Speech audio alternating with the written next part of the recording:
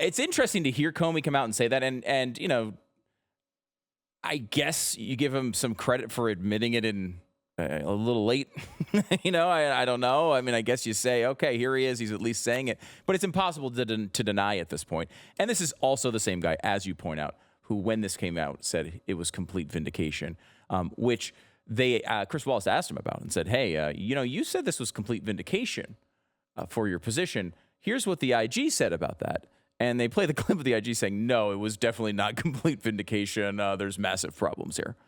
And it's true. I mean, it's obvious, right? We all saw the report. We all can see and hear and read.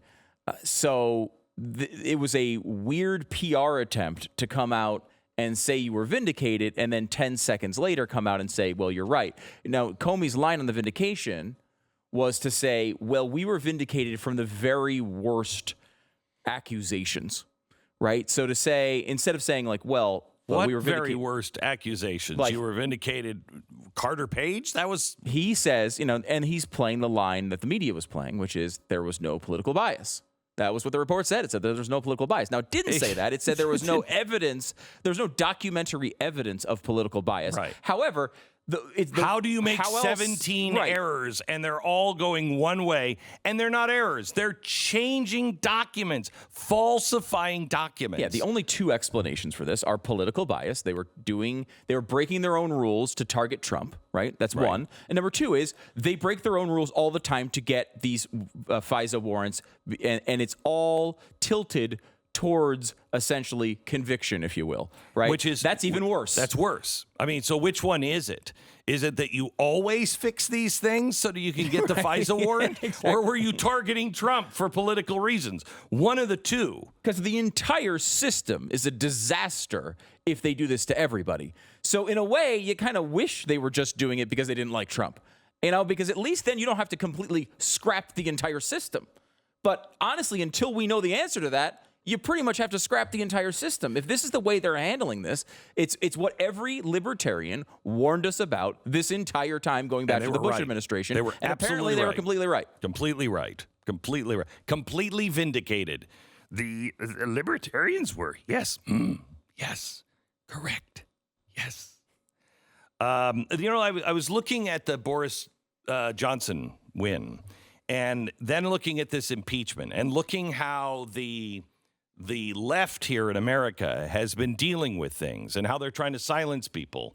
And I think there's a few lessons that really need to be learned. And I think the first thing is the silent majority is who the Democrats should be talking to and trying to relate to, because it's the silent majority, not the loud minority, that actually goes out and votes. Right now, our society is built on silencing and making you feel alone, and you're in the majority. It's the same message I gave you during the 9/12 Project. You're not alone. You're not alone. There are millions of Americans who feel just like you do, and they're not all Republicans. Some are independent, some are Democrats, but they don't like the craziness that is happening right now. Social media is not the voice of the majority. Bots don't vote. Algorithms don't vote. People do. Algorithms make people discouraged. Algorithms make people feel alone. Algorithms make people stay home. So it's the majority voice, the silent majority voice, that we need to pay attention to. If you're going to win an election, that's who you pay attention to, not social media, and certainly not the press. The third thing that I think everybody needs to learn is the mainstream media is no longer mainstream. It's not. And I don't mean it that they're so far left. I mean, they're not really appealing to the mainstream anymore. They're not appealing to the silent majority. They're not appealing to people in the center of the country. And it has been replaced.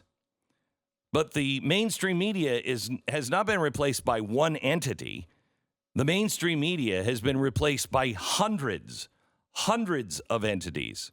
So we've lost some of our cohesion. We've lost some of our unity. But I believe because we no longer believe the mainstream media, we're better off for it.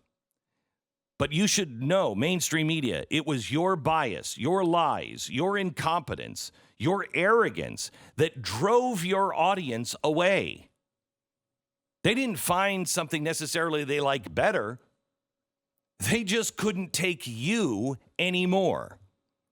And you have sullied yourself so badly that it's over. Because you can't silence thought. You can't tell people over and over the sky is green when we all know the sky is blue. We're not Sherlock Holmes. We do rely on investigations and investigative reporters, but we don't trust you anymore. The American people are smarter than you've given them credit for. And if the media doesn't learn that, the media is done. Done. I mean, close up the shop, sell the lights, sell the cameras. Nobody's buying. Nobody's watching. Close up shop. The same thing can be said, thank God, for the progressive era and the socialist, democratic socialist era. They are selling a load of goods that the world, quite honestly, doesn't want, except third world countries.